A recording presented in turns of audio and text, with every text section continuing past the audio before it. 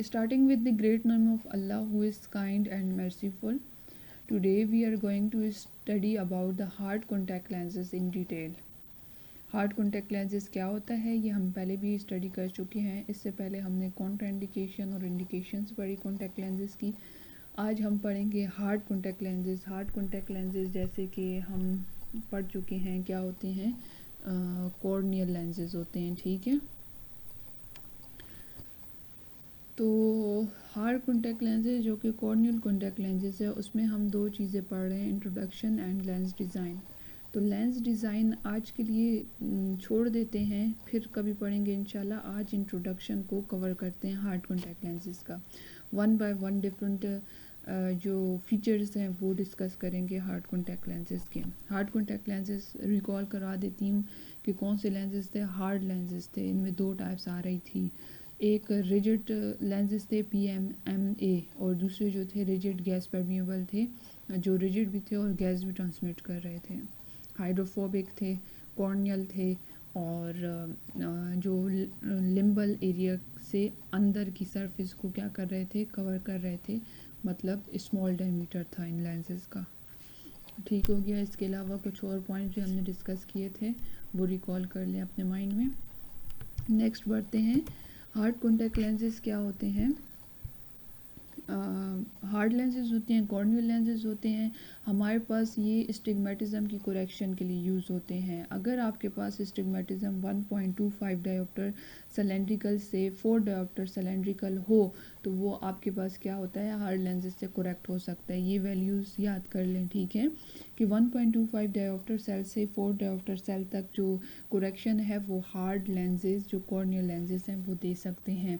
इसके अलावा केराटोकोनस और इरेगुलर स्टिग्मेटिज्म के कुछ जो केसेस होते हैं उनको भी हार्ड लेंसेज से करेक्ट किया जा सकता है। इरेगुलर स्टिग्मेटिज्म में हार्ड लेंसेज इसलिए बहुत अच्छे होते हैं क्योंकि ये लेंस है, ये कॉर्निया है, इनके दरमियान में दोबारा से बता देती हूँ, ये लेंस है और ये इरेगुलर कॉर्निया है। तो इनके दरमियान में टीयर होता है जो कि इस गैप को फिल कर लेता है, ठीक है, तो इस इरेगुलरिटी को ख़त्म कर देता है। ड्राइंग इतनी अच्छी नहीं है तो वो आप लोग खुद समझ जाएं, ठीक है। तो यहाँ पर सारा टीयर आके ये जो इरेगुलरिटी मौजूद है कॉर्निया की, इसको ख़त्म कर देगा, कन्फर्म हो जाएगा, लेंस की शेप जैसा ही हो जाएगा। तो इस तरह से जो इरेगुलर स्टिग्मेटिज्म है उसको हार्ड कॉन्टैक्ट लेंसेज क्या कर लेते हैं, करेक्ट कर लेते हैं।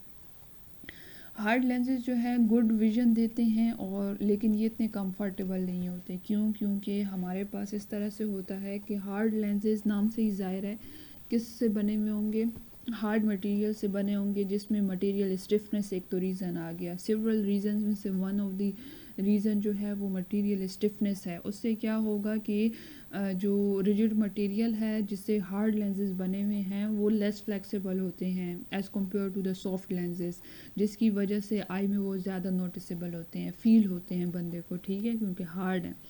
दूसरी बात ये, जो हार्ड लेंसेज होते हैं उनमें एडेप्टेशन, जो इनिशियल एडेप्टेशन होती है वो भी मुश्किल होती है। लाइक मैंने हार्ड लेंस पहन लिया तो आई को उसके साथ यूज़ टू होने में काफ़ी जो लॉन्ग पीरियड है वो लग जाता है एडॉप्ट होने में, इसलिए भी डिस्कम्फर्टेबल होते हैं ये इनिशियली और कंफर्ट नहीं मिलता हमें। ड्राइनेस का भी एक इशू इसमें मौजूद होता है। हार्ड लेंसेज क्या करते हैं कि ऑक्सीजन को रिड्यूस कर देते हैं। हार्ड है ना, देखो हार्ड है तो ऑक्सीजन की ट्रांसमिसिबिलिटी भी इतनी अच्छी नहीं हो रही है उनमें से, ठीक है। ऑक्सीजन की फ़्लो जो कॉर्निया तक है वो रिड्यूस करवा देते हैं, जिससे ड्राइनेस होगी। ड्राइनेस से इरिटेशन तो ज़ाहिर बात है, कंफर्टेबल ना हुए ना। इसके अलावा कुछ लोग जो हैं वो सेंसिटिव भी होते हैं, ठीक है, हार्ड लेंसेज के लिए कंपेयर टू द सॉफ्टर, ठीक है।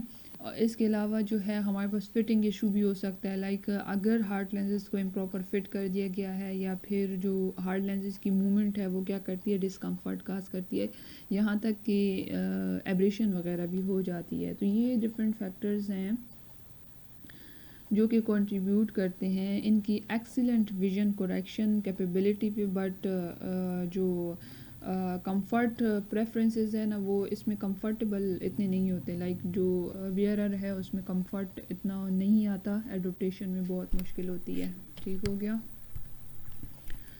नेक्स्ट हमारे पास क्या आ जाता है,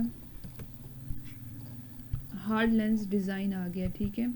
इंट्रोडक्शन हमने कर लिया कि हार्ड लेंस क्या होता है। डिज़ाइन में मैंने कहा कि डिज़ाइन नेक्स्ट उसमें पढ़ेंगे, लेकिन डिज़ाइन में ये वाला जो पार्ट है वो आज डिस्कस करेंगे कि क्या होता है। बैक ऑप्टिक जोन रेडियस क्या भला है, बैक पेरिफेरल रेडियस क्या भला है, ठीक है। बैक ऑप्टिक जोन रेडियस का मैं जब भी नाम लूँगी तो कहूँगी बैक ऑप्टिक जोन BOZR कहूँगी। Back optic zone diameter BOZD, front optic zone diameter FOZD, peripheral जो बैक पेरिफेरल रेडियस 1 है BPR1 BPR2, और इसी तरह बैक पेरिफेरल जोन डाया जो है BPZT, टोटल डायमीटर और सेंटर थिकनेस। तो इनके लिए मैं ये एब्रीवेशंस बार बार यूज़ करूँगी तो आप लोग को समझ आ जानी चाहिए। अब यहाँ पे ये सारी चीज़ें डिस्कस करने से पहले चले जाते हैं लेंस के डायग्राम में, ठीक है।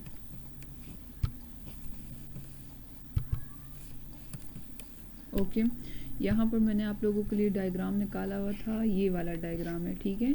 ये हमारे पास क्या है दिखाई दे रहा है, ये वाली जगह जो है ये फ्रंट सरफेस है लेंस की, और जो ये वाली सरफेस है ये कौन सी है, ये बैक सरफेस है लेंस की, पूरी यहाँ से लेकर और यहाँ तक, ठीक है। और जो अगली वाली है वो फ्रंट सरफेस है। अब यहाँ पर देखते हैं कि टोटल डायमीटर लेंस का क्या है। ये एक एज हो गई, ठीक है, लेंस की, और ये जो है ये दूसरी एज हो गई। इन दोनों एजेस के दरमियान का जो फासला है, जो विड्थ है, उसको क्या कहते हैं, टोटल डायमीटर बोलते हैं, ठीक है।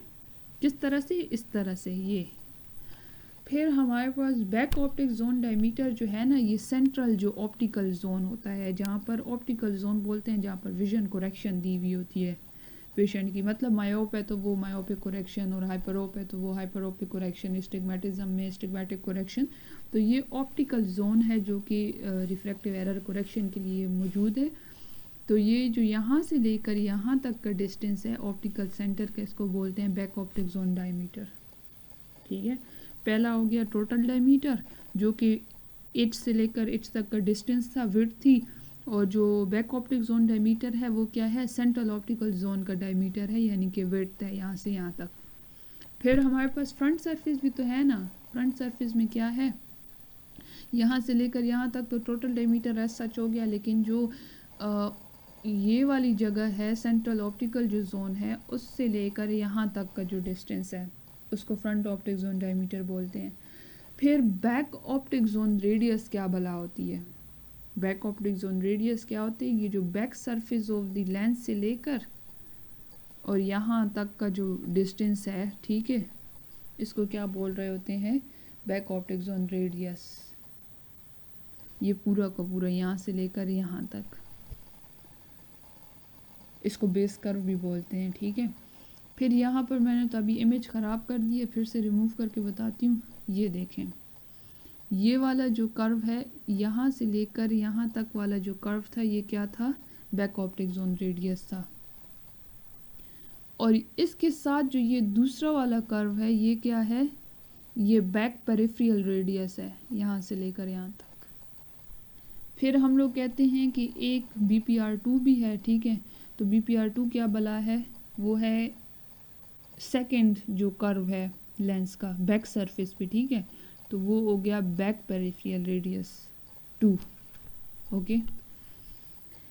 तो ये सारा स्ट्रक्चर था, ये फ्रंट सरफेस, ये बैक सरफेस, ये हमारे पास टोटल डायमीटर, ये बैक ऑप्टिक जोन डायमीटर, ये बैक ऑप्टिक जोन रेडियस जिसको बेस कर्व भी कहते हैं, ये BPR1, ये BPR2, ठीक हो गया। अब एक एक को डिस्कस करते हैं। फ्रंट ऑप्टिक जोन डाया, ठीक है। बैक ऑप्टिक जोन रेडियस को जैसे कि मैंने बताया बेस कर्व भी बोलते हैं, ओके हो गया। बेस कर्व रेडियस भी बोलते हैं या BOZR भी बोलते हैं, ये दोनों एक ही चीज़ के नाम है। ये वाली जगह यहाँ से लेकर यहाँ तक base curve radius, back optic zone radius. ये सेंट्रल कर्वेचर होता है back surface of the contact lens का। मैंने जैसे आप लोगों को यहाँ पर बताया कि ये बैक सरफेस है, ठीक है, यहाँ से लेकर यहाँ तक। तो इसमें जो ये सेंट्रल कर्वेचर है, इसको क्या बोल रहे हैं, बैक ऑप्टिक जोन डायमीटर। लेकिन ये कौन सी सरफेस पे मौजूद होता है, back surface of the lens पे मौजूद होता है। अब कर्वेचर क्या भला होती है, कर्वेचर कहते हैं बैंडिंग को। ये देख रहे हो ना, यहाँ पर देखो एक चीज़ होती है ऐसे स्ट्रेट, लेकिन यहाँ पर देखो ये ऐसे बैंड हुई हुई है, तो ये कर्वेचर है। ये देखो ये पूरा कर्वेचर है यहाँ से लेकर यहाँ तक, ये वाला कर्वेचर है। तो इसको क्या बोलते हैं कि बैक,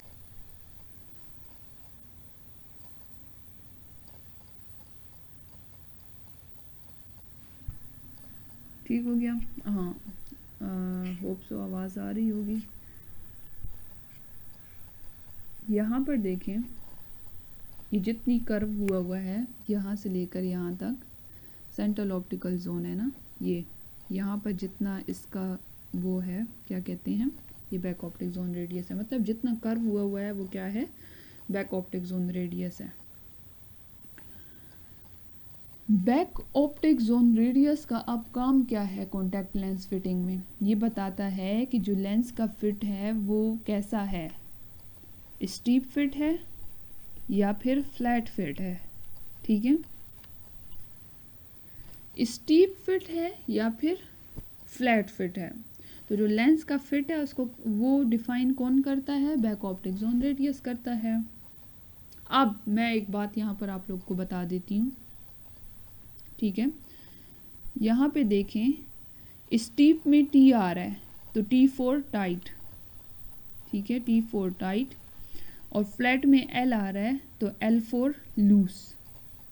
तो अगर कोई आपसे पूछे कि स्टीप फिट कैसा फिट होता है तो आप कहेंगे टाइट होता है, टी से आपको पता चलेगा।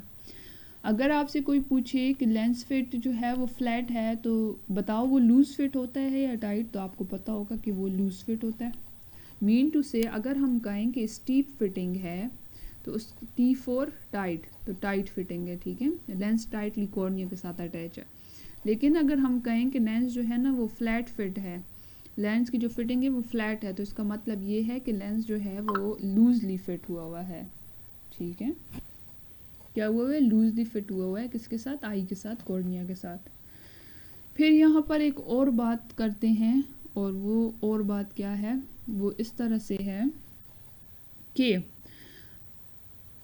एक और बात याद रखें, जब स्टीप फिट होता है, steep back optic zone radius अगर आप लोगों के पास है तो इसका क्या मतलब है कि जो रेडियस है वो स्मॉल होगा, स्मॉल होगा, S4 स्मॉल, स्मॉल रेडियस होगा। ठीक है, नहीं समझ आई, फिर बता देती हूँ। Steep back optic zone radius का मतलब ये होता है कि जो रेडियस है वो स्मॉल है। क्यों, क्योंकि हम कह रहे हैं उस टाइम से कि स्टीप फिट का मतलब होता है टाइट फिट। तो जब टाइट फिट है तो कॉर्निया के साथ तो बिल्कुल लेंस ऐसे अटैच है, और अगर फ्लैट फिट है तो कॉर्निया के साथ लेंस ऐसे मौजूद है। तो जब लेंस ऐसे मौजूद है फ्लैट फिट में तो देखें कितना ज़्यादा डिस्टेंस है, कितना ज़्यादा रेडियस है, तो लार्ज रेडियस हो गया। और यहाँ पर देखिए हम कह रहे हैं स्टीप फिट है, स्टीप फिट बोलते हैं टाइट फिट को, टाइट फिट में बिल्कुल लेंस टाइटली अटैच होता है कॉर्निया के साथ, तो वहाँ पर रेडियस देखिए कितना कम है। तो steep back optic zone radius का मतलब होता है स्मॉल रेडियस, और flat back optic zone radius का क्या मतलब होता है, लार्ज रेडियस।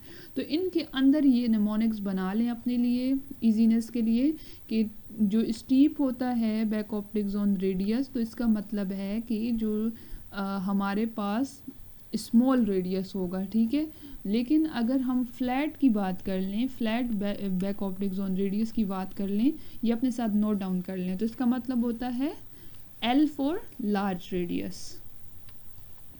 इसी तरह अगर फिटिंग के लिहाज से ले लें तो स्टीप फिट का मतलब होता है कि टाइट फिट, और फ्लैट फिट का मतलब होता है लूज फिट। तो क्लियर हो गया। तो back optic zone radius steep होगा तो इसका मतलब है कि टाइट फिटिंग होगी लेंस की, और अगर बैक ऑप्टिक जोन रेडियस जो है फ्लैट होगा तो इसका मतलब है लूज फिटिंग होगी लेंस की, किस पे, कॉर्निया के ऊपर, आई के अंदर। ठीक है, आई के ऊपर सॉरी। और अगर हम कहें कि back optic zone radius steep है तो इसका मतलब स्मॉल रेडियस है, और अगर back optic zone radius flat है तो इसका मतलब है लार्ज रेडियस है। वो मैंने आप लोग को बता दिया, फिर से बता देती हूँ। यहाँ पर ये देखो, ये फ्लैट फिट होता है इस तरह, क्योंकि ये लूज फिट है ना, तो यहाँ पर रेडियस लार्ज है, लेकिन ये टाइट फिट है तो यहाँ पर रेडियस कम है। होप सो कि समझ आ गई होगी। एक और बात बता दूं कि जो बैक ऑप्टिक जोन रेडियस है उसको हम मिलीमीटर्स में क्या करते हैं, मेजर करते हैं। सॉफ्ट लेंसेज के लिए 7 to 9.5 समथिंग इस तरह से था, अभी मुझे एग्जैक्ट वैल्यूज़ याद नहीं आ रही। बाकी जो अगर बैक ऑप्टिक जोन रेडियस जो है वो इम्प्रॉपर हो, ठीक से ना हो, तो फिर उससे आपको क्या होगा, डिस्कम्फर्ट होगी, इरिटेशन होगी और पुअर विजन होगी। ठीक है, बैक ऑप्टिक जोन रेडियस का किसके साथ रिलेशन होता है, कॉर्निया के साथ रिलेशन होता है। तो बैक ऑप्टिक जोन रेडियस को कॉर्निया के शेप के साथ जो है वो क्या होना चाहिए, मैच होना चाहिए। ओके, ताकि लेंस की स्टेबिलिटी हो आई के ऊपर और ऑप्टिमल जो विजन करेक्शन है वो भी मिल सके। रिजिड लेंसेज में ये इम्पोर्टेंट है कि जो बैक ऑप्टिक जोन रेडियस है वो क्यों इम्पोर्टेंट होता है, क्योंकि वो डिटरमाइन करता है कि लेंस की मूवमेंट कितनी है और टीयर एक्सचेंज कितना है। कैसे डिटरमाइन करेगा, अब ये क्वेश्चन राइज होगा आप लोगों के माइंड में, तो मैं बता देती हूँ कि इस तरह से होता है कि जो बैक ऑप्टिक जोन रेडियस है, यहाँ पे हम बता रहे हैं ना कि अगर ये फ्लैट है तो लूज फिट है, लूज फिट है तो इसका मतलब है कि लेंस मूव करेगा, और लेंस बहुत ज़्यादा मूव कर रहा है तो ऑक्सीजन की जो ट्रांसमिशन है वो भी अच्छी होगी। इसके उल्टा जो है वो किस में होता है, स्टीप में होता है। चलिए बता ही देती हूँ, स्टीप में क्या होता है कि टाइट फिट होता है, टाइट फिट है तो जो लेंस की मूवमेंट है वो कम होगी, जब लेंस की मूवमेंट कम होगी तो जो टीयर एक्सचेंज है वो भी कम होगा। तो इसलिए कहते हैं कि आरजीबी लेंसेज में जो है ये क्रूशियल है, बैक ऑप्टिक जोन रेडियस जो है ये इंपॉर्टेंट है for determining the lens movement and the tear exchange. Hope so समझ आ गई होगी। और कर्वेचर का तो समझ आ रहा है ना कि बैक ऑप्टिक जोन रेडियस क्या होता है, ये ऑप्टिक जोन का कर्वेचर होता है। मैंने बोला था ना कि ये क्या होता है, हमारे पास सेंट्रल कर्वेचर होता है of the back surface of the contact lens. तो कर्वेचर की समझ नहीं आ रही थी, तो कर्वेचर क्या होता है, बेंडिंग होती है। किसी भी सरफेस की जो बेंडिंग होती है उसको क्या बोलते हैं, कर्वेचर बोलते हैं। ठीक है, कॉर्निया का अपना कर्वेचर होता है जो कि कैरेटोमेट्री वगैरह से हम लोग मेजर करते हैं, और लेंस का जो कर्वेचर होता है उसको क्या बोल रहे होते हैं, बेस कर्व बोल रहे होते हैं, या फिर क्या बोल रहे होते हैं, बैक ऑप्टिक जोन रेडियस बोल रहे होते हैं। ठीक हो गया। और बैक ऑप्टिक जोन रेडियस का कॉर्निया के कर्वेचर के साथ अलाइन होना ज़रूरी होता है। किस लिए ज़रूरी होता है, वही सारी बात, लेंस की मूवमेंट, स्टेबिलिटी, सेंट्रेशन वगैरह सब कुछ। फिर हमने स्ट्रीप फिट और फ्लैट फिट के बारे में पढ़ लिया। ठीक है, तो बैक ऑप्टिक जोन रेडियस जो है ना अलाइन होना चाहिए कॉर्निया की सरफेस के साथ। ठीक है, फिर नेक्स्ट हम लोग यहाँ पर क्या देख रहे थे, नेक्स्ट हमने यहाँ पे एक तो डिस्कस कर लिया बैक ऑप्टिक जोन रेडियस। अब बैक ऑप्टिक जोन डायमीटर कौन सी बला है, कौन सी चीज़ है, इसको देख लेते हैं। यहाँ पर बैक ऑप्टिक जोन डायमीटर मैंने बताया कि जो सेंट्रल ऑप्टिकल जोन होता है, ऑप्टिकल जोन, ठीक है, back surface of the contact lenses में, उसको क्या बोलते हैं, बैक ऑप्टिक जोन डायमीटर। ये वाला यहाँ से लेकर यहाँ तक का जो पूरा डिस्टेंस है इसको क्या बोलते हैं, बैक ऑप्टिक जोन डायमीटर बोलते हैं। ये बैक सरफेस पे मौजूद होता है और ये बहुत इंपॉर्टेंट होता है विजन करेक्शन के लिए, क्योंकि ऑप्टिकल जोन में ही तो विजन करेक्शन दी हुई होती है ना, और लेंस फिटिंग के लिए भी ये इंपॉर्टेंट है। अभी बैक ऑप्टिक जोन रेडियस का मैं फिर से बता देती हूँ कि वो क्या कर रहा था, डिफाइन कर रहा था कि फिट किस तरह है, फ्लैट फिट है या स्टीप फिट है। तो बैक ऑप्टिक जोन डायमीटर का भी तो कोई ना कोई काम होगा ना, तो वो क्या होता है, वो ऑप्टिकल जोन को डिफाइन करता है। Like back optic zone diameter क्या करता है, बताता है लेंस के उस एरिया के बारे में जो कि विजन करेक्शन के लिए कंट्रीब्यूशन देता है। यानी कि ये वाला जो पोर्शन है ये विजन करेक्शन को, जो सेंट्रल ऑप्टिकल जोन है वो बताता है, और उसी में विजन जो है करेक्शन दी हुई होती है। तो हम ये कह सकते हैं कि जो बैक ऑप्टिक जोन डाया है वो क्या करता है, क्या डिटरमाइन करता है, ऑप्टिकल जोन डिटरमाइन करता है।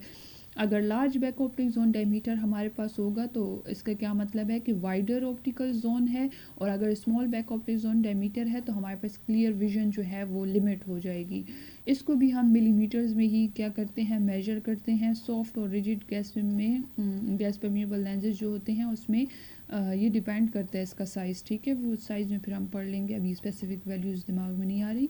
ये हमारे पास जो बैक ऑप्टिक जोन डायमीटर है ये भी लेंस की फिटिंग को और कंफर्ट जो है उसको इफ़ेक्ट करते हैं। अगर हमारे पास small back optic zone diameter होगा तो उससे क्या होगा कि ग्लेयर और हेलोज वगैरह प्रोड्यूस होंगी।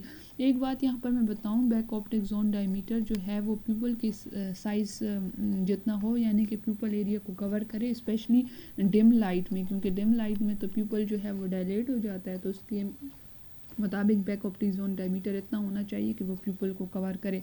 अब यहाँ पे ये बात बताने की कोशिश मैं कर रही हूँ कि डिम लाइट में, यानी कि जब अंधेरा है, रात के वक्त की मैं बात कर रही हूँ, तो आपका जो बैक ऑप्टिक जोन डायमीटर अगर स्मॉल होगा, तो स्मॉल होने का क्या मतलब है कि रात का वक्त है, अंधेरा भी है, प्यूपल जो है वो क्या हो जाएगा, डायलेट हो जाएगा रात के वक्त। तो और अगर back optic zone diameter small है, यानी कि इतना सा है, ठीक है, और प्यूपल जो है ना डायलेट होके इतना हो गया, तो अब यहाँ पर देखो, यहाँ पर मैं बताती हूँ कि back optic zone diameter small है, इतना सा है, और रात का वक्त है, अंधेरा है, प्यूपल डायलेट हो गया, तो अब क्या होगा कि जो लाइट रेज हैं इस एरिया से भी जाएंगी। सेंट्रल एरिया तो ये है ना करेक्शन वाला, जो कि बैक ऑप्टिक जोन डाया है, इसके साइड पे तो बैक पेरिफेरल जो BPR1 और BPR2 स्टार्ट हो जाते हैं, जो कि स्मूथ ऑप्टिकल करेक्शन वाले एरियाज हैं भी नहीं। तो यहाँ से जब लाइट प्यूपल के अंदर जाती है तो ग्लेयर और हेलो वगैरह जो है वो प्रोड्यूस हो जाते हैं, ठीक है।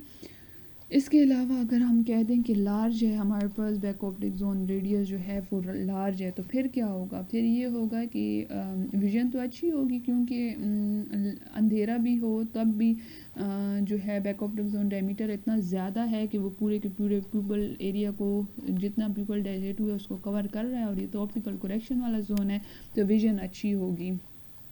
और लेकिन ये क्या करता है, फिर लेंस की जो मूवमेंट होती है, टीयर एक्सचेंज वगैरह, उसको इम्पैक्ट करता है। और बैक ऑप्टिक जोन डायमीटर मैंने पहले ही बता दिया, ये किसके साथ रिलेटेड होता है, ये प्यूपल के साइज़ के साथ रिलेटेड होता है।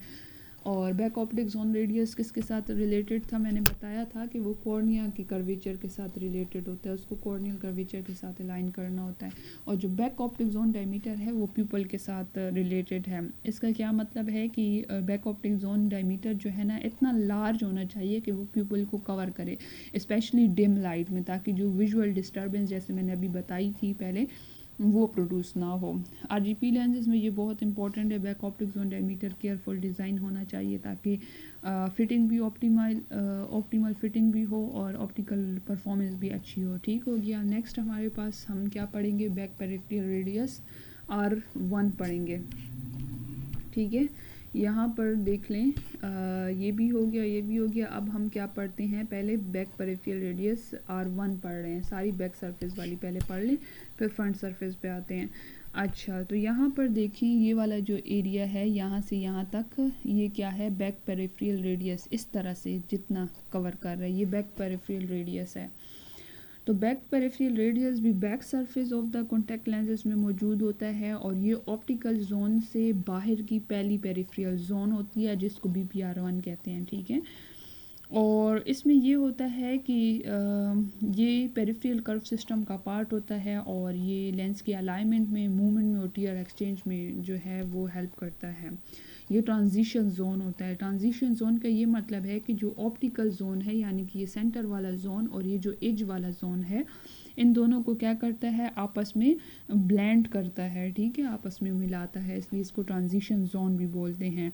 लेकिन BPR1 जो है ये हमारे पास क्या होता है, फ्लैट होता है देन BOZR से ये फ्लैट होता है BPR1। तो फ्लैट होने का क्या मतलब, आप लोगों को खुद ही दिखाई दे रहा होगा। यहाँ पर देखें, BPR1 जो है, BPR1 में इतनी बैंडिंग नहीं है, जबकि BOZR में बैंडिंग ज़्यादा है, कर्वेचर ज़्यादा है, रेडियस ज़्यादा है। तो यहाँ पर सॉरी, रेडियस नहीं, कर्वेचर जो है बैक ऑप्टिक जोन रेडियस का बहुत ज़्यादा है, और जो बैक पेरिफेरल रेडियस R1 है उसका जो कर्वेचर है वो कम है। मीन टू से मैं ये कहना चाह रही हूँ कि BPR1 जो है फ्लैट है as compare to back optic zone radius. देखने से ही पता चल रहा है ये इतना ज़्यादा कर्व नहीं है, मतलब फ्लैट है, और बैक ऑप्टिक जोन रेडियस जो है ज़्यादा कर्व है, मतलब उसमें बैंडिंग ज़्यादा है। तो मैं ये कहना चाहती हूँ कि जो BPR1 है वो फ्लैट है देन BOZR, ठीक है। ये इंपॉर्टेंट पॉइंट्स है, अपने साथ नोट कर लें। फिर मैं ये कहना चाहूँगी कि फ्लैटर देन अगर बैक ऑप्टिक जोन रेडियस है तो इसमें क्या होगा, ज़्यादा टीयर सर्कुलेशन होगी और टाइट फिटिंग से भी वो प्रिवेंट करेगा। कैसे, ये देखो ये फ्लैट है। फ्लैट का क्या मतलब होता है, लूज फिट, और लूज का क्या मतलब होता है कि लेंस की जो सरफेस है वो कॉर्निया से थोड़ी दूर है, और जब लूज़ होती है कोई चीज़ तो उसमें मूवमेंट होती है, और जब मूवमेंट होती है तो टीयर एक्सचेंज भी अच्छा होगा और ऑक्सीजन की जो फ्लो है, ट्रांसमिशन है, वो भी अच्छी होगी। तो ये बात मैं कहना चाह रही हूँ, ठीक है। तो ये फ्लैट है, बैक ऑप्टिक जोन रेडियस है, जिसकी वजह से ये क्या देता है, लूज फिट देता है, टाइट फिटिंग को से प्रिवेंट करता है, मूवमेंट अच्छी होती है और टीयर एक्सचेंज अच्छा होता है, सब कुछ अच्छा होता है। इसके अलावा जो बैक पेरिफेरल रेडियस 1 जो है, इसका क्या मतलब है कि लेकिन एक और बात मैं बता दूं, ये फ्लैट है, इसमें जो कर्व है, बेंडिंग है, वो कम है as compare to back optic zone radius, लेकिन इसका जो रेडियस है वो देखो वो लार्ज है बैक ऑप्टिक जोन रेडियस से। क्यों? क्योंकि यहाँ से लेकर यहाँ तक की जो सरफेस है, यहाँ तक ये रेडियस हो गया, और ये हाफ जो रेडियस होता है वो डायमीटर का हाफ होता है ना, तो ये पूरा अगर डायमीटर है तो यहाँ से लेकर यहाँ तक जो है वो तो रेडियस हो गया। तो ये कौन सा रेडियस था, बैक ऑप्टिक जोन रेडियस था। लेकिन यहाँ पर देखिए ये बैक ऑप्टिक जोन रेडियस वाला भी हिस्सा इसने कवर किया हुआ है BPR1 ने, और ये वाला भी, तो इसका रेडियस जो है वो ज़्यादा है, BPR1 का रेडियस ज़्यादा है, लेकिन ये फ्लैट है बैक ऑप्टिक जोन रेडियस से। ये दो अलग अलग बातें हैं, इनको आपस में कंफ्यूज नहीं करना। इसी तरह फिर BPR2 को BPR2 में ही डिस्कस करेंगे, BPR1 को भी as back optic zone radius millimetre में मेजर करते हैं। और क्या बताऊँ इसमें मैं आप लोगों को, स्टीप BPR1 हो तो उसका क्या मतलब है, टाइट फिटिंग होगी और टीयर एक्सचेंज कम होगा और डिस्कम्फर्ट होगी। और फ्लैट को तो मैंने बता दिया कि फ्लैट है तो टीयर एक्सचेंज अच्छी होगी, लूज फिट होगा और एग्जेसिव मूवमेंट काज करेगा ये। लेकिन BPR1 को इस तरह से बनाना चाहिए कि वो लूज फिट तो दे, लेकिन इतना ज़्यादा भी लूज़ ना हो कि बहुत ज़्यादा एग्जेसिव मूवमेंट भी नहीं होनी चाहिए ना। फिर हम क्या कहते हैं कि जो BPR1 है ये मल्टी जो कर्व सिस्टम होता है, मल्टी पेरिफेरल रेडियाई जिन लेंसेज में मौजूद होते हैं, स्पेसिफिकली ज़्यादातर जो है ना RGP लेंसेज में मल्टी जो पेरिफेरल रेडियाई BPR1 BPR2 वगैरह जो है वो मौजूद होते हैं, ताकि जो एज लिफ्ट वगैरह है उसको क्या कर सकें, रिफ़ाइन कर सकें। एज लिफ्ट की बात आ गई है तो एज लिफ्ट बता देती हूँ। एज लिफ्ट कौन सी बला होती है, एज लिफ्ट इस तरह से होता है हमारे पास कि आपके पास जो ये पेरिफेरल कर्व्स हैं BPR1 BPR2, इनका जो डिस्टेंस होता है कॉर्निया से उसको कहते हैं, मीन टू से कॉर्निया और इन एजेस के दरमियान में जितनी क्लियरेंस, जितनी सेपरेशन मौजूद होती है उसको एज लिफ्ट बोलते हैं। फिर से बता देती हूँ, ये है कॉर्निया, ये है edge of the contact lens, इनके दरमियान में जितनी सेपरेशन है उस सेपरेशन को क्लियरेंस बोलते हैं। तो उस क्लियरेंस को, जितनी क्लियरेंस मौजूद है, जितनी सेपरेशन मौजूद है उसके दरमियान में, उसको एज लिफ्ट बोलते हैं, ठीक है। एज लिफ्ट ऑप्टिमम होना बहुत ज़रूरी होता है, क्यों वो आगे देखते हैं। फिर हमारे पास नेक्स्ट आ जाता है बैक पेरिफेरल रेडियस R2, जो कि back surface of the contact lenses में मौजूद होता है, और इसका काम क्या है कि ये back surface of the contact lenses में एक तो मौजूद है, और ये भी क्या है, कर्व है ना, ये देखो ये कर्व है, सेकंड कर्व है outside back optic zone radius, okay. फिर मल्टी कर्व डिज़ाइन का ये एक पार्ट होता है जो कि लेंस के अलाइनमेंट, मूवमेंट और टीयर एक्सचेंज में हेल्प देता है। और इसकी फ्लैटनिंग की बात करें तो ये BPR1 से भी ज़्यादा फ्लैट होता है। क्यों? फ्लैट का क्या मतलब है, फ्लैट का ये मतलब है कि लूज फिट है। लूज फिट का क्या मतलब है कि लेंस जो है वो दूर है कॉर्निया से, ठीक हो गया। और इसके अलावा जो मूवमेंट है वो भी अच्छी है, टीयर एक्सचेंज भी अच्छा है और ऑक्सीजन की फ़्लो भी अच्छी है। तो फ्लैट फिट होने का ये मतलब है कि इसकी जो बेंडिंग है वो कम है, यानी कि ये ज़्यादा कर्व नहीं हुआ। बैक ऑप्टिक जोन रेडियस सबसे ज़्यादा कर्व हुआ है, बैक पेरिफेरल रेडियस उससे कम कर्व हुआ है, और बैक पेरिफेरल रेडियस 2 जो है वो उससे भी ज़्यादा कम कर्व हुआ है। तो हम ये कह सकते हैं कि BPR1 जो है is less flatter then BPR2, और फिर BPR2 is less than BOZR, ठीक है। BOZR कहने का क्या मतलब है, कहने का यही तो मतलब है सिंपल सा कि जो BPR1 है वो लेस फ्लैट है देन BPR2, और BPR2 फिर लेस फ्लैट है बैक ऑप्टिक जोन रेडियस से। लेकिन रेडियस अगर देखा जाए तो रेडियस सबसे ज़्यादा जो है वो BPR2 का है। यहाँ पर देखें ये वाला रेडियस और ये वाला भी हो गया। फिर उससे कम रेडियस जो है बैक पेरिफेरल रेडियस 1 है, फिर उससे कम रेडियस जो है इसका है। लेकिन फ्लैटनिंग के हिसाब से देखें तो बैक ऑप्टिक जोन रेडियस जो है वो सबसे ज़्यादा कर्व्ड है और BPR2 जो है सबसे ज़्यादा फ्लैट है। तो ऐसे अच्छी तरीके से याद हो जाएगा कि BPR1 जो है BPR2 जो है वो सबसे ज़्यादा फ्लैट भी है और उसका रेडियस भी सबसे ज़्यादा है। ठीक है, तो ये आसान तरीका होगा। अगर BPR2 प्रॉपर है तो आपके पास टीयर एक्सचेंज भी इतनी ज़्यादा रिकॉर्डिंग की थी बट बटन प्रेस करना भूल गई थी। आई डोंट नो कहाँ पर थे कहाँ पे नहीं थे। लेकिन BPR2 से स्टार्ट कर लेते हैं। BPR2 जो है वो ज़्यादा फ्लैट होता है। वो सारी बातें हो गई।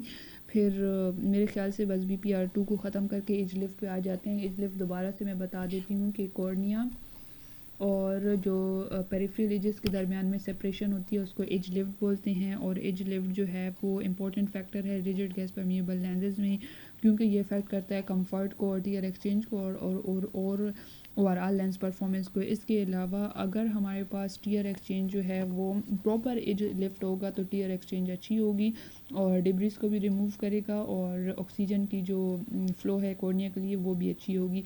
लेकिन एज लिफ्ट को जो है वो ऑप्टिमल होना ज़रूरी है, ना बहुत ज़्यादा हो ना बहुत कम हो। टू मच एज लिफ्ट अगर होगा तो इसका क्या मतलब है कि डिस्टेंस ज़्यादा हो गया ना, डिस्टेंस ज़्यादा हो गया तो लूज़ फिट हो गया, लूज़ फिट हो गया तो अनस्टेबिलिटी होगी मूवमेंट में, मूवमेंट बहुत ज़्यादा होगी, तो ये अच्छी नहीं है। ठीक है, फिर अगर एज लिफ्ट बहुत कम हो गया तो इसका क्या मतलब है कि डिस्टेंस कम हो गया ना, सेपरेशन कम हो गई कॉर्निया और पेरिफेरल एजेस के दरमियान। तो उससे क्या होगा कि आपके पास जो टीयर एक्सचेंज वगैरह है वो कॉम्प्रोमाइज़ हो जाएगा और रेडनेस होगी और डिस्कम्फर्ट होगा। ठीक है, तो जो पेरिफेरल कर्व्स हैं वो एज लिफ्ट को कंट्रोल करते हैं। BPR1 और BPR2 जो हैं वो क्या करते हैं, एज लिफ्ट को कंट्रोल करते हैं और डिटरमाइन करते हैं कि लेंस जो लिफ्ट है एजिस पे वो कितना होगा। ठीक है, BPR1 और BPR2 एज लिफ्ट को कंट्रोल करते हैं और इस क्या डिटरमाइन करते हैं कि एज लिफ्ट जो है एजिस पर कितना होगा। फ्लैटर पेरिफेरल कर्व जो है वो एज लिफ्ट को इंक्रीज़ करते हैं और स्टीपर कर्व जो है वो रिड्यूस करते हैं। इसका क्या मतलब है, अगर कोई आपसे पूछे कि फ्लैट पेरिफेरल कर्व है तो बताओ एज लिफ्ट के कितना होगा, ज़्यादा होगा या कम, तो आप कहेंगे ज़्यादा होगा। क्यों? क्योंकि फ्लैट का मतलब लूज़ फिट है और लूज़ फिट में तो एजेस जो हैं पेरिफेरल एजेस कॉर्निया से काफ़ी दूर होती हैं, तो क्या हो गई, एज लिफ्ट ज़्यादा हो गई। स्टीपर कर्व हैं तो इसका मतलब है टाइट फिट है, टाइट फिट में तो डिस्टेंस कम होगा, सेपरेशन कम होगी कॉर्निया और पेरिफेरल एजेस के दरमियान, तो एज लिफ्ट जो है वो कम होगा। इसके अलावा जो एज लिफ्ट है उसको माइक्रोन्स में मेजर करते हैं। ये टिपिकली रेंज करती है between 80 to 120 microns rigid gas permeable lenses में, और किस पे डिपेंड करती है, लेंस के डिज़ाइन पे और कॉर्नियल शेप पे। इसके अलावा लेंस रिमूवल पे भी ये इम्पैक्ट करती है, आसानी से लेंस को हम रिमूव कर सकते हैं अगर एज लिफ्ट जो है वो मौजूद हो, क्योंकि एयर जो है वो ट्रैप हो जाती है अंडरनीथ द लेंस और लेंस को उतारने में आसानी हो जाती है। बैक ऑप्टिक जोन डायमीटर जो है फ्रंट ऑप्टिक जोन डायमीटर जो है वो बैक ऑप्टिक जोन डायमीटर की तरह होता है। ये फ्रंट सरफेस जो कॉन्टैक्ट लेंस की है उसमें जो सेंट्रल ऑप्टिकल जोन होता है उसको बोलते हैं, और इसमें विजन करेक्शन मौजूद होती है डिफरेंट रिफ्रैक्टिव एरर्स के लिए, और ये डिटरमाइन करता है ऑप्टिकल परफॉर्मेंस और विजुअल क्लैरिटी। मतलब ये भी बस हम कह सकते हैं कि बैक ऑप्टिक जोन डायमीटर की तरह ही ऑप्टिकल जोन को डिटरमाइन करता है। और हमारे पास एक और बात हम कर लें कि अगर लार्ज FOZD हो तो फिर हमारे पास वाइडर एरिया होगा विजन करेक्शन के लिए, और स्मॉलर FOZD हो तो फिर ऑप्टिकल जोन और जो विजुअल करेक्शन एरिया है वो कम होगा। इसको भी हम मिलीमीटर्स में जो है वो मेजर करते हैं, और ये इफ़ेक्ट करती है विजुअल परफॉर्मेंस को किस तरह से। लार्ज अगर FOZD हो फिर तो ठीक है, वो पीपल के साइज़ के साथ अलाइन कर जाता है और कोई मसला नहीं होता, विजन सही होती है।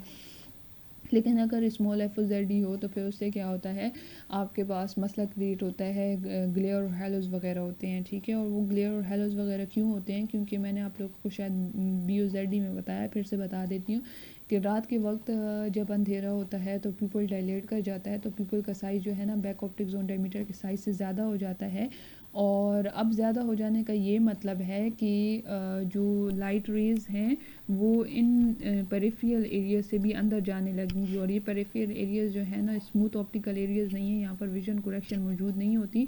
और अब जब प्यूपल इतना बड़ा हो गया तो यहाँ से भी लाइट अंदर जाना शुरू हो जाती है। क्यों? क्योंकि फ्रंट ऑप्टिक जोन डायमीटर कम है प्यूपल के साइज़ में इन डिम लाइट, तो फिर ग्लेयर और हेलोज वगैरह प्रोड्यूस होती हैं। और हमारे पास FOZD जो है वो लेंस की पावर और थिकनेस के साथ भी एसोसिएटेड होते हैं। हाई पावर लेंसेज जो है उनमें different optic zone diameter require होता है ताकि प्रॉपर ऑप्टिक्स को मेंटेन करे और जो डिस्टॉर्शन वगैरह है उसको अवॉइड करे।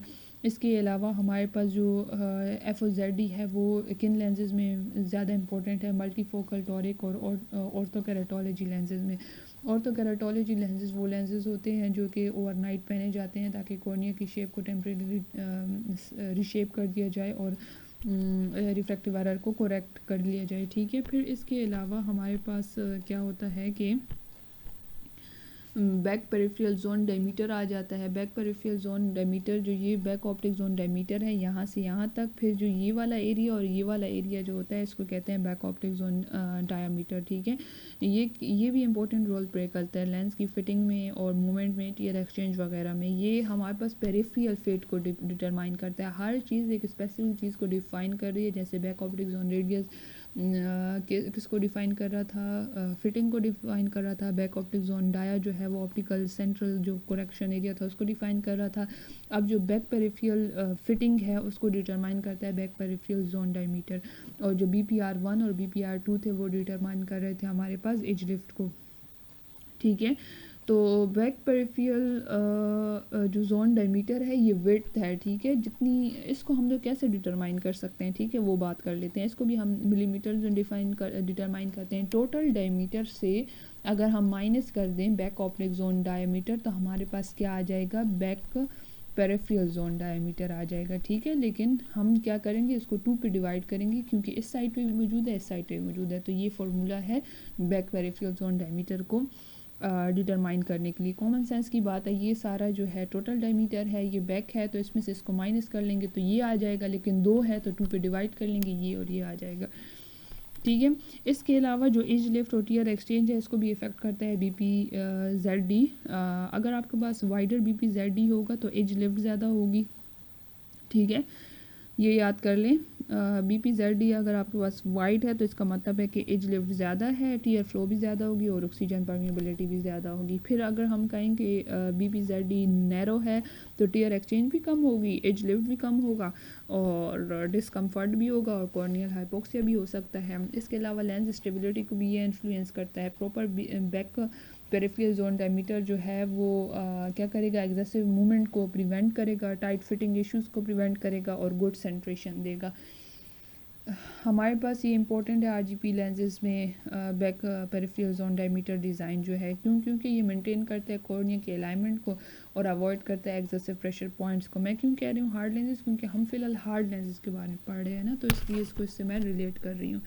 फिर हमारे पास नेक्स्ट जो चीज़ रहती है वो टोटल डायमीटर है। टोटल डायमीटर इस एज से लेकर इस एज तक जो जितना डिस्टेंस होता है उसको टोटल डायमीटर कहते हैं। मुझे लग रहा है कि शायद मैंने उस time back optic zone diameter में अगर ये कहा हो तो ये गलत है।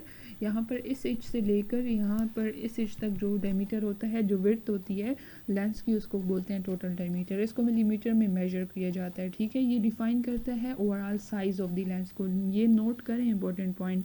टोटल डायमीटर क्या करता है, ओवरऑल साइज़ को डिटरमाइन करता है। इसमें ऑप्टिकल जोन भी आ जाता है और पेरिफेरल जोन भी आ जाता है। ठीक है, सॉफ्ट कॉन्टैक्ट लेंसेज में somewhat 13.5 to 15 mm size होता है कॉन्टैक्ट लेंस का टोटल डायमीटर, और रिजिड गैस परमिएबल लेंसेज में 8.5 to 11 होता है। As we all know that के soft contact lenses clear lenses होते हैं, लार्ज लेंसेज होते हैं, और रिजिड गैस परमिएबल लेंसेज जो हैं वो कॉर्नियल लेंसेज होते हैं, स्मॉल लेंसेज होते हैं। इसके अलावा अगर हम देख लें तो ये भी इफेक्ट करेगा ना लेंस की फिट और कंफर्ट को। अगर लार्जर टोटल डायमीटर है तो वो कवर करेगा मोर कॉर्निया को और स्टेबिलिटी प्रोवाइड करेगा, लेकिन ऑक्सीजन फ्लो जो है वो कॉम्प्रोमाइज़ हो जाएगी, यानी कि कम हो जाएगी। अगर स्मॉल डायमीटर हो जैसे कि rigid gas permeable lenses, hard lenses जो होते हैं कॉर्नियल लेंसेज, उनमें स्मॉल डायमीटर होता है तो उसमें जो टीयर एक्सचेंज है वो तो अच्छी होगी, लेकिन जो मूवमेंट है और डिसेंट्रेशन इश्यूज़ हैं वो बहुत ज़्यादा होंगे। ठीक है, फिर ये डिटरमाइन करते हैं हम, जो टोटल डायमीटर है वो कैसे डिटरमाइन करते हैं, कॉर्निया के साइज़ और शेप से। अगर लार्ज कॉर्निया है तो उसके लिए ज़्यादा लार्जर टोटल डायमीटर वाला चाहिए होगा ताकि प्रॉपर कवरेज हो, और अगर स्मॉल कॉर्निया है तो फिर स्मॉलर टोटल डायमीटर वाला लेंस चाहिए होगा ताकि जो एग्जेसिव कवरेज है उसको अवॉइड करें और टाइट फिटिंग वगैरह को भी अवॉइड करें। ठीक है।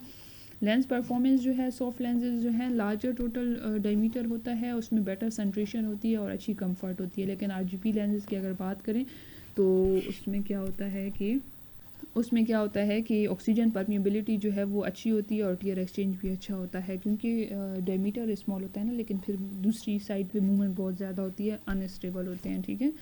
सेंटर थिकनेस की बात करें तो जो ये सेंट्रल जोन है इसमें कितनी थिकनेस है उसको बोलते हैं सेंट्रल थिकनेस। इसको भी मिलीमीटर में हम मेजर करते हैं और ये डिपेंड करता है लेंस के मटेरियल, पावर और डिज़ाइन पे। ठीक है। और इसका रोल जो है ऑक्सीजन ट्रांसमिशन, कंफर्ट और ऑप्टिकल परफॉर्मेंस में होता है। लेंस की पावर के साथ किस तरह सेंटर थिकनेस वेरी करती है, हमें पता है कि जो प्लस लेंसेज होते हैं वो सेंटर से थिक होते हैं और पेरिफेरी से थिन होते हैं। फिर इसी तरह जो माइनस लेंसेज होते हैं वो सेंटर से थिन होते हैं और पेरिफेरी से थिक होते हैं। तो हमें सेंटर थिकनेस का पता चल गया ना।